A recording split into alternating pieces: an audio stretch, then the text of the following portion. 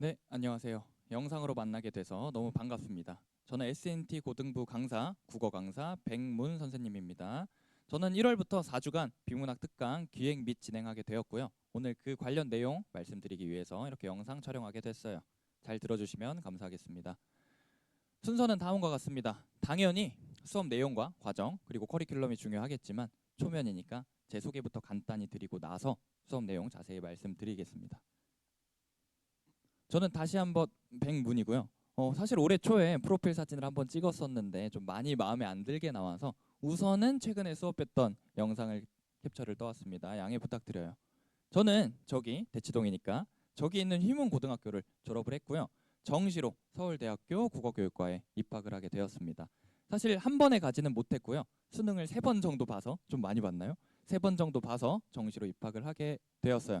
졸업 예정이라고 쓸지 졸업이라고 쓸지는 고민이 조금 됐는데요. 사실 모든 과정을 마쳤고 내년 2월에 졸업식만 앞두고 있기 때문에 졸업이라고 써도 무방할 것 같습니다.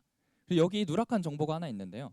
사실 대학교 학부생 때 과외를 굉장히 많이 한 케이스입니다. 학생 수로만 치면 그룹 과외까지 포함해서 7, 80명 정도의 학생을 과외로 만났어요. 원래는 국어교육과가 사범대니까 교사가 되고 싶어서 진학을 했겠죠. 그런데 그렇게 7, 80명 정도를 과외로 만나면서 좀 멘탈적으로나 전략적으로나 사교육에 침잠하게 된 계기가 된 것 같습니다. 그러한 상황에서요. 대성 마이맥 스타 강사 코리아 결선에 진출을 하게 됐는데요. 사실 최종 1등이 아니니까 이 자체가 굉장한 스펙이라서 넣어둔 건 아니고요. 저한텐 굉장한 의미가 있어서 넣어뒀습니다. 사실 이때만 해도 저는 그냥 단순히 과외를 많이 하던 그냥 대학교 학부생이었는데 분필을 잡아본 적도 없던 시기였거든요. 그런데 이미 기존의 경력이 많은 한 2, 300명의 강사들이 이렇게 뛰어드는 이런 오디션과 같은 프로그램에서 내가 최종 7에서 8인까지 들어갔다는 건 내가 뭔가 강사로서의 포텐이 있나 보다. 왜냐면 사실 결선장에서 분필 잡는 법을 모른다고 꾸중을 들을 정도였는데 어쨌든 영상이나 시험이나 제 어떤 자료들 그런 것들이 경쟁력이 있구나라는 생각이 들어서 이때부터는 본격적으로 사교육을 해보고 싶어졌어요. 그래서 광진관에서 학군지는 아니지만 한 1년 정도 전임 강사로 일을 하게 되었습니다. 원래는 3개월 정도 인턴 계약을 하기로 했었는데요.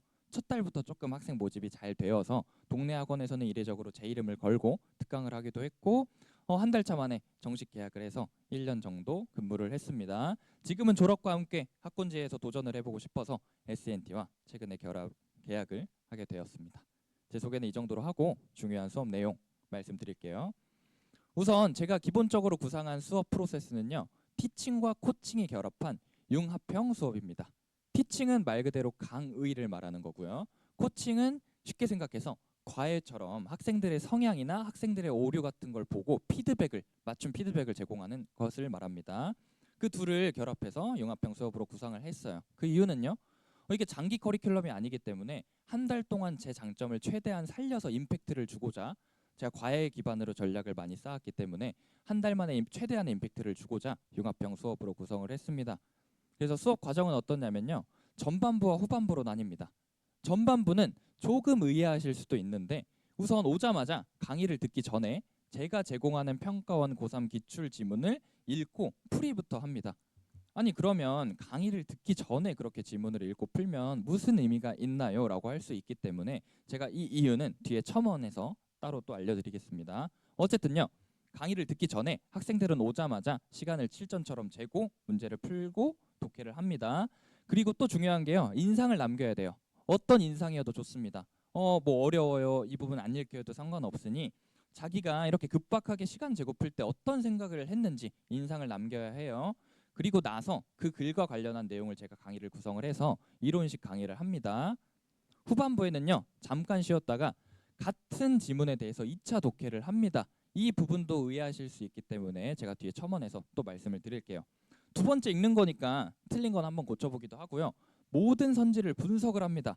선지 분석은 뭔지 제가 말씀을 드리자면 사실 국어 문제라는 게 답이 그렇게 단순히 도출되지가 않습니다. 지문을 볼 때 하는 어떤 독해적 사고도 있고요.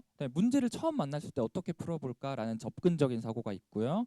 선지를 만났을 때 선지가 이렇게 끊기네. 워딩은 이렇게 처리했네. 와 같은 선지 분석적 사고가 있습니다. 이런 사고들이 순차적으로 결합을 해서 답이 나와야 되는데 습관이 안 좋은 학생들은 사실 3번이 수상한데 4번도 수상하네. 뭘로 골라볼까? 이런 식으로 선지의 어떤 영험함을 느낀단 말이죠. 그렇기 때문에 저는 모든 선지에 대해서 본인이 어떤 사고 과정을 거쳐서 걸러내거나 골랐는지를 판단하게 합니다.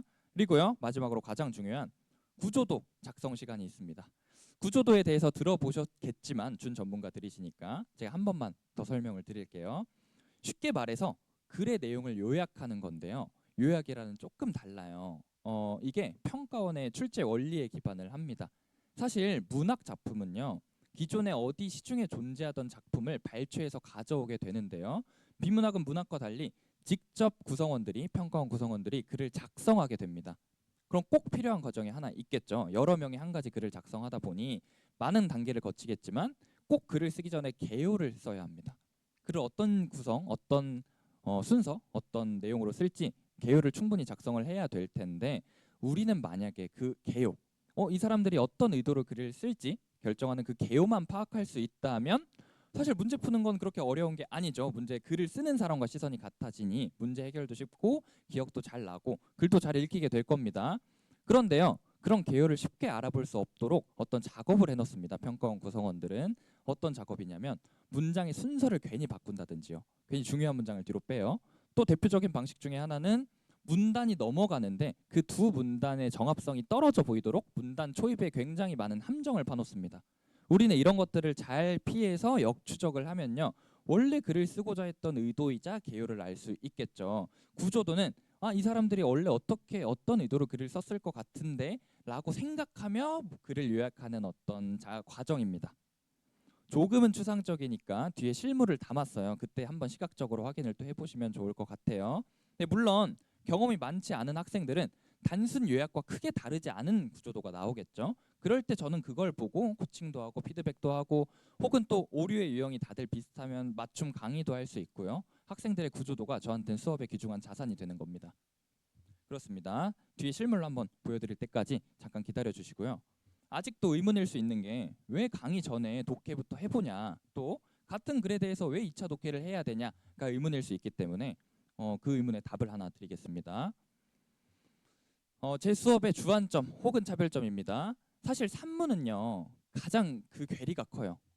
긴 글이다 보니 시간을 재고 빨리 풀 때, 빨리 읽을 때와 시간을 천천히 두고 혹은 강의를 듣고 이상적으로 천천히 풀 때 결과값의 갭 차이가 너무 크거든요. 근데 사실 우리는 결국에 공부를 하는 목적이 처음 보는 글을 수능에서 잘 해결하기 위함이기 때문에 꼭 누락하면 안 되는 생각이 실전에서 본인이 어떤 행동을 하고 있고 어떻게 생각하냐입니다. 그래서 저는 이 시간을 따로 마련한 거예요. 모르는 글에 대해서 자기는 시간을 재고 빨리 풀 때 이 생각을 했네. 근데 알고 보니까 이상적인 독해, 내가 할 수 있는 최고의 독해는 이 정도 수준이었네를 비교했을 때 차이가 너무 크면 그 둘의 차이를 줄여 나가야 될 거 아니에요. 그래서 사실 1차 독해와 2차 독해 이렇게 따로 마련한 겁니다. 그 차이는 제가 또 발견을 해줄 거고, 차이를 좁히는 법도 제가 제시를 하겠죠. 그리고요, 저는 독해를 굉장히 강조하는 편이에요. 문제보다. 어느 정도냐면 기존 다른 강사들도 있는데요. 책에 교재에 문제를 안 넣어놓고 싶어 할 정도로 독해를 중요시하는 편입니다. 독해만 잘하면 사실 문제도 다 풀리고 기억도 잘 날 거고 읽기도 쉬울 거다. 맞는데요. 그래도 문제를 아예 안 넣어놓는 건 학생들이 불안감을 느낄 수가 있고요. 성취도가 떨어질 수 있기 때문에 문제도 같이 넣어놓긴 했어요. 하지만 독해가 가장 중요하다는 점, 그리고 그 독해의 지향점은 글 구조 파악에 있다는 점을 좀 알아주시면 감사하겠습니다. 그리고요, 사실 겹치는 얘기인데요. 그렇게 글 구조의 중요성을 강조하기 위해 구조도를 그리는 법을 훈련을 하고요. 그 구조도는 결국 그 글의 구조와 맞아야 하고요. 오류가 있을 때는 제가 그 학생의 구조도를 보고 피드백도 제공을 할 거고요. 지금 제가 말씀드린 건 다 거시 독해 차원이에요. 구조 독해. 근데 사실 결국 구조를 잘 완성시키기 위해서는 한 문장 문장 처리를 잘 하는 게 우선은 맞습니다. 그래서 사실 강의 초반부에 미시 독해, 한 문장 잘 읽기, 두 문장 잘 이어 붙이기부터 시작해서 결국의 최종 목표인 거시 독해까지 나아갈 생각이에요. 자, 이제 실물로 커리큘럼과 아까 말씀드린 구조도 조금 교재 보여드리겠습니다. 저는 커리큘럼 구성할 때 가장 신경 쓴 점은 비문학을 소재가 아니라 글의 구조별로 단원을 구성한 거예요. 지금 당장 학생들한테 만약에 이렇게 물어보면요, 어떻게 물어보냐면 너 비문학 뭐가 어려워? 라고 물어보면 저 법률이 어려워요, 경제가 어려워요 처럼 소재별로 대답을 할 수가 있어요. 근데 조금 피해야 되는 대답입니다. 피해야 되는 생각이에요. 왜냐하면 같은 소재 내에서도 다양한 글의 구조가 있고요. 다른 소재에서도 같은 구조가 겹쳐요. 예를 들어 대상 간 비교가 1주차인데 OT를 제외한 1주차 수업인데 이건 어느 소재를 막론하고 나온단 말이죠. 요즘 그런 거는 뭐냐면 결국 우리가 소재가 아니라 글의 구조별로 접근을 해야 됨을 역설하고 있습니다. 그래서 저도 커리큘럼을 글의 소재별로 구성을 했고요. 그럼에도 불구하고 경제와 법률은 학생들이 많이 어려워하고 무서워하다 보니 그런 심리적인 어떤 동인을 제거하기 위해 7주차와 9주차는 소재별로 구성을 하기는 했어요. 물론 이 안에서도 법률 안에서 구조가 비슷한 것들, 경제 안에서도 구조가 비슷한 것들로 커리큘럼을 구성을 했습니다. 그리고 최대한 기출들은 5개년 안에 들어오도록 노력을 했고요. 성공을 했습니다. 가장 옛날 걸로 내려가도 2020학년도입니다. OT 때만 불가피하게 19학년도 9월을 같이 보게 될 것 같네요. 교재 보여드리겠습니다. 표지는 바뀔 거기 때문에 너무 신경 쓰지 않으셔도 됩니다. 결국 제가 지향하는 게 쌓아가는 거긴 한데 용어를 리빌딩 이런 식으로 할지 지금 고민 중이라 표지는 크게 중요하지 않고요. 결국에 제가 말씀드린 구조도의 실물 결과물은 이겁니다. 지금 빨간 점들이 뭐냐면 학생들이 이 문장을 처음 만났을 때 이 문장은 어디에 들어갈까의 후보 지점들이에요. 이 빨간 점 중에 하나가 이 문장이 들어갈 위치가 되는 건데 여기 빨간 점을 넣어놓지 않았지만 파란색으로 표시를 한 거 보니 이 문장을 읽었을 때는 무효일 때 하위 문장, 하위 정보로 구성을 해야 되나 봐요. 제가 구성한 교재예요. 그러면 이 빨간 점들 말고요. 이 앞에 기존에 있는 뼈대들은 뭔가요? 라고 하면 기존에 읽었던 정보들이 이렇게 쌓여 있는 거죠. 이게 바로 원래 글을 쓰고 싶었던 개요이자 의도인 거예요. 근데 친절하게 순서대로 보여주면 얼마나 좋아요. 서술을 법률 효과에 대해서 얘기하다가 성립 요건 얘기하다가 유효 무효가 있다라고 해주면 얼마나 좋아요. 하지만 우리가 볼 글들은요. 일부러 이 순서를 바꿔놓기도 하고요. 용어를 변주시키기도 하기 때문에 원래 이 구조를 파악하기가 힘들어요. 그래서 문장을 하나하나 읽을 때마다 신중하게 어디 쌓을지 고민을 해나가야 돼요. 그리고 그게 그 신중함의 속도를 높이면 실전에서 적용이 되는 거겠죠. 사실 밑에는 똑같은 구조도인데요. 이 중간에 문장의 색깔 처리를 다르게 한 이 부분이 미시독해입니다. 우선 한 문장 한 문장 처리를 잘 해야 이런 거시독해까지 나아갈 수가 있겠죠. 그래서 이론편에는 미시독해 측면도 담겨 있습니다. 이 부분은요. 결국 어떤 한 지문에 대해서 매 문장 강사인 제가 무슨 생각을 하는지를 넣어놓은 구절입니다. 넣어놓은 페이지예요. 결국 강사들이 다 비슷할 텐데 결국에 비문학이라는 건 문장 3, 40개, 좀 긴 글은 30개가 넘어가는데요. 그 30개의 생각이 완성시키는 거거든요. 그래서 꼭 필수적인 페이지이자 과정입니다. 강사들은요, 특히 저는요, 한 문장마다 무슨 생각을 하는지를 학생들한테 꼭 보여줄 거고 학생들이 자기의 사고와 비교하게 만들 겁니다. 이건 문제편이에요. 저는 구조를 지향하긴 하지만 소재를 무시할 수는 없겠죠. 그래서 칸을 같이 구성을 했고요. 아까 처음에 말씀드린 것처럼 학생들이 실전에서 시간을 재고 빨리 문제를 풀 때 어떤 생각을 본인이 하는지를 남기는 게 굉장히 중요해요. 그래서 독해 메모장이라고 해서 문단별로 자기가 어떤 생각을 했는지 뭐 단순히 어려워요 이런 내용도 괜찮습니다. 어떤 생각을 하는지 기록할 수 있도록 메모장을 따로 마련해 놨고요. 글 옆에. 그리고 나서 가장 중요한 페이지겠죠. 자신이 그리는 구조도와 결국 제가 칠판에서 수업 시간에 완성시켜 가는 구조도가 어떻게 다른지를 한눈에 비교하게 할 겁니다. 물론 초반에는 둘의 차이가 있더라도 어떤 지점 때문에 차이가 있는지 명확히 알기 힘들 수 있어요, 학생들이. 하지만 제 수업을 들어나가면서 선생님의 구조도와 내 구조도가 이런 측면에서 다른 거는 이 부분에 내가 힘을 덜 줬기 때문이네, 혹은 이 부분에서 실수를 했기 때문이네 와 같이 구조도 비교만으로도 빠른 피드백이 가능할 수 있도록 수업 시간에 끌어갈 생각입니다. 그리고요, 결국 이거는 한 페이지에 나올 수 있도록 좀 칸을 좁혀놨지만 문제를 전 허투루 날리는 걸 굉장히 싫어하기 때문에 한 문제마다 모든 문제의 요소들을 다 고려할 생각이고요. 모든 선지의 사고 과정을 점검하도록 하겠다고 아까 말씀드렸죠. 그 페이지가 이렇게 구현이 됐네요. 네, 이건 해설편이고요. 예시라고 한 이유는 당장 이걸 수업 시간에 쓸 해설편은 아니에요. 이건 올해 수능 해설편을 제가 그냥 임의로 만들어 봤는데 한 지문당 한 15페이지 정도 나오더라고요. 그래서 해설편의 볼륨이 너무 늘어날까 봐 지금 방식을 고민 중에 있지만 지금 이 기세로 볼 때는 어쨌든 해설편은 굉장히 두껍게 나갈 것 같네요. 지금 색깔별로 표시한 이런 부분들은요. 미시독해 측면이고요. 한 문장 처리 등. 그리고 결국에 이런 미시독해를 통해서 이런 구조 독해까지 나아가는 게 제 지향점입니다. 그리고 이 구조는요. 되게 제가 잘 해놨으니까 쉬워 보일 수 있지만 완성된 걸 보면 쉽지만 이렇게 하나하나 쌓아가기가 정말 어렵고요.